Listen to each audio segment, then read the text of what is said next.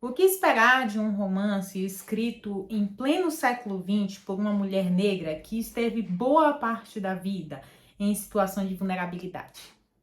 A gente está falando do romance póstumo publicado recentemente pela editora Companhia das Letras, O Escravo, de Carolina Maria de Jesus. Esse é um romance que é uma grata surpresa, porque é resultado de um trabalho de resgate que está sendo feito pelo Conselho Editorial, formado pela Companhia das Letras, desde o ano de 2020, e é formado por grandes estudiosas, como a Fernanda Silva, formado pela é formado pela Conceição Evaristo e pela própria filha da Carolina Maria de Jesus, a Vera Eunice. E antes da gente começar a falar bastante sobre o romance O Escravo, eu quero lembrar para vocês que eu sou a Fernanda de Moraes e esse é o canal Primeira Impressão.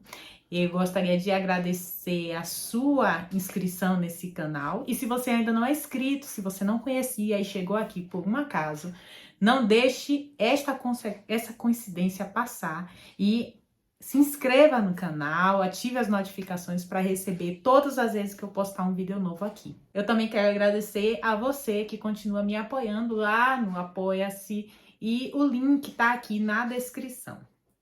Para ver outras resenhas desse canal, você também pode acessar o link aqui embaixo na descrição, tá bom? Agora vamos falar da Carolina Maria de Jesus, vamos falar do romance O Escravo, o que ele traz de novidade, o que ele traz de diferente e o que a gente acha dessa obra. O romance tem um ar muito romântico, né? Mas se você está esperando uma história com pessoas racializadas, eu já de antemão quero dizer para você que esse não é o romance para isso. A Carolina Maria de Jesus escreve uma história de duas famílias que são brancas e uma é abastada e a outra é uma família pobre. E toda a história vai circular em torno do encontro dessas duas famílias a partir do casamento de Raul e da Maria Emília. Esse é um casamento que vai causar grandes transtornos, porque a Maria Emília é uma mulher de família abastada e o Raul é um homem de família pobre que vai passar a morar num bairro no centro, numa casa grande, vai passar a ter automóvel, mas ele não sabia como ia ser a sua vida depois que fosse morar com a Maria Helena, depois que ele se casasse. Eles também têm um filho, o Renato. E o Renato, ele é apaixonado por Rosa, a sua prima. Eles são ali basicamente da mesma idade, mas é claro, eles têm muitas diferenças de classe em evidência. Primeiro porque o Renato é rico e a Rosa é muito pobre. Mas apesar disso, o Renato ele se apaixona e enfrenta grandes dificuldades com a mãe. A beleza das coisas, às vezes, está só no pensamento. A realidade é feia como as trevas. No geral, a história se dá em torno desse contexto e é muito importante a gente falar sobre isso, porque a Carolina ela vai transitar ali não na questão racial, mas em evidência nas questões das classes sociais e que era para ela uma evidência muito grande. E eu acho que esse romance é uma grata surpresa também, porque ele vai trazer aí uma história contada por Carolina que não é sobre a sua própria vida, como a gente está acostumada a ver em O Quarto de Despejo, em Casa de Alvenaria, em Diário de Bitita, em que a Carolina ela tá ali fazendo um relato, tentando esvaziar a cabeça, como ela sempre cita, né? Que a Carolina ela escreve, ela mesma fala sobre isso, né? Que ela escreve para ver se ela consegue encontrar uma paz interior, porque a cabeça dela não para de criar histórias. E que bom que não parava de criar histórias, porque eu sinto que a gente ainda tem pela frente muitas histórias para ouvir sobre a Carolina e muitas histórias contadas pela Carolina e que ainda vão ser resgatadas pela Companhia das Letras, né, pelo Conselho Editorial. Assim que acabar de fazer todas essas compilações e restaurações que são assim de característica arqueológica, né? Como diria a doutora Rafaela Fernandes, que é uma estudiosa da Carolina Maria de Jesus e que fala muito bem da produção de Carolina nesse aspecto, né? Que precisa ser fuçado, que precisa ser encontrado. E é isso que tem sido feito até hoje. A sociedade exige mentalidades normais porque vivem-se coletivamente. Uma informação muito importante citada pela Denise Carrascosa, que é uma estudiosa sobre esse romance, é que ele tem uma característica muito interessante, que é o fato dele ser uma experiência literária. Por que isso? Porque ele é considerado e está sendo nomeado dessa forma como um romance proverbial. E isso é muito interessante porque a gente nunca ouviu falar em romance proverbial, né? Mas a Carolina, ela inclusive tinha um livro só de provérbios. Então, ela tinha essa relação dos provérbios, da importância de ouvir essas máximas, né? Os provérbios são máximas, são preceitos, princípios pré-estabelecidos em que as pessoas, elas focam e seguem suas vidas a partir desses preceitos, desses provérbios. É bem possível que você vá passar aí pelo vídeo, ou já tenha passado aí pelo vídeo, e tenha ouvido eu falar alguns desses provérbios que a Carolina cita no romance O Escravo. Eu recebi esse livro em formato de e-book, enquanto eu estava parceira da Companhia das Letras, e então eu li aqui no meu leitor digital.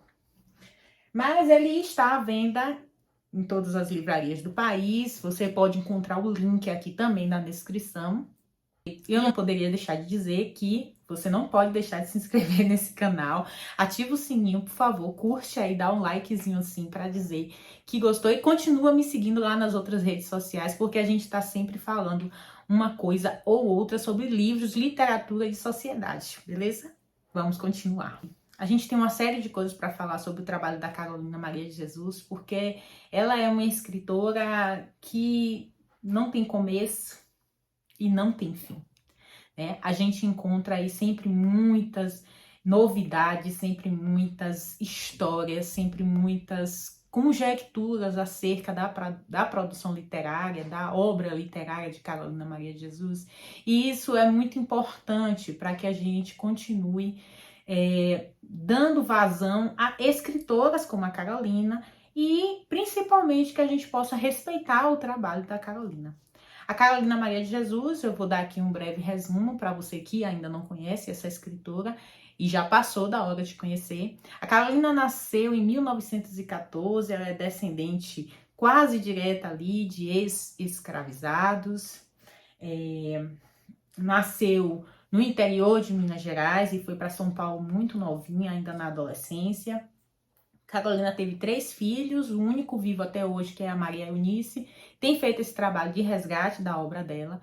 E a Carolina, enquanto viveu em São Paulo, logo no começo da sua vida, teve que catar papel, catar resíduos para sobreviver.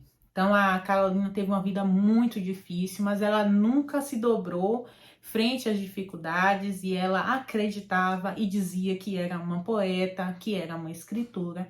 E é por isso que a gente tem todo esse trabalho feito e distribuído e devidamente agora respeitado, feito pela Carolina Maria de Jesus. Apesar dela não ter feito durante muitos anos parte do cânone literário, a gente pode dizer que a Carolina, ela revolucionou a literatura e, por que não dizer, o perfil literário brasileiro com a sua obra. Eu tenho outros vídeos falando sobre a Carolina Maria de Jesus e todo o espaço que a Carolina conseguiu conquistar. Afinal, ela foi traduzida para 46 países diferentes, 13 línguas diferentes, e ela continua sendo falada, né, e sendo difundida pelo mundo afora.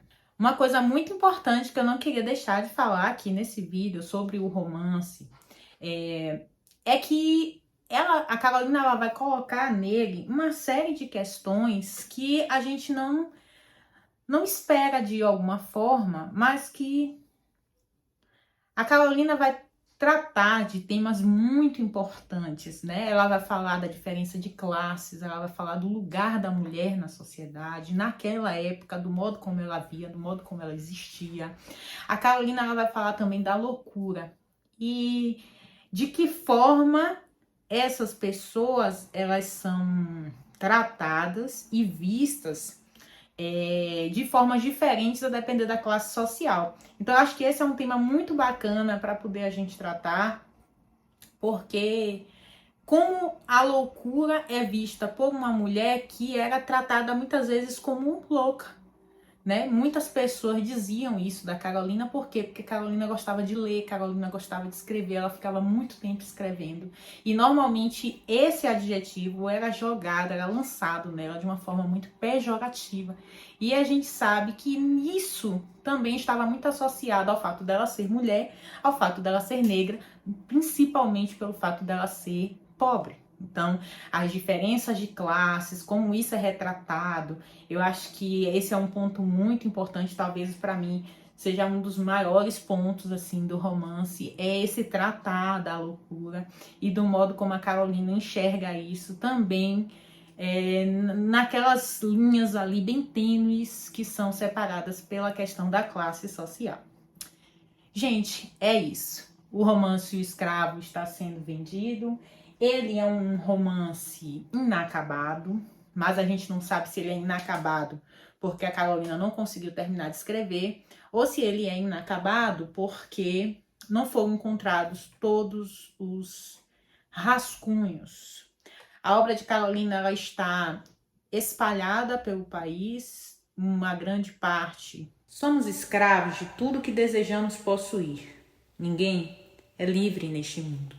Em órgãos públicos, em museus privados e uma outra parte na mão de pessoas físicas que a Carolina emprestava os seus papéis. Então, pode ser que a gente tenha no futuro uma edição, uma reedição desse livro com partes que acabaram não entrando nessa edição atual por conta justamente dessa dificuldade de fazer essa descrição, essa reescrição do romance O Escravo e de tantas outras obras que ainda estão por ser lançadas, justamente porque a obra da Carolina está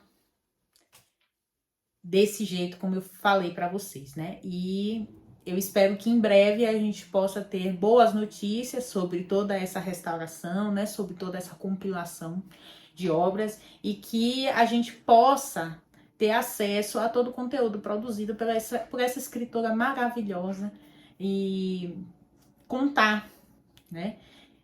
Essa história e recontar essa história de uma forma diferente para que a gente possa entender que a literatura brasileira teve espaço em todos os lugares, mas que ainda não tinha sido acessado por nós. É isso, quero agradecer a você que escutou esse vídeo até aqui e me segue aí, me acompanha, se inscreve nesse canal que logo logo a gente vai ter mais conteúdo, a gente vai conversar mais sobre a obra de Carolina. Você já leu O Quarto de Despejo? Se você já leu, coloca aqui. Você já leu Casa de Alvenaria? Se você já leu, coloca aqui embaixo nos comentários e a gente vai conversar bastante sobre isso, tá bom? Até mais!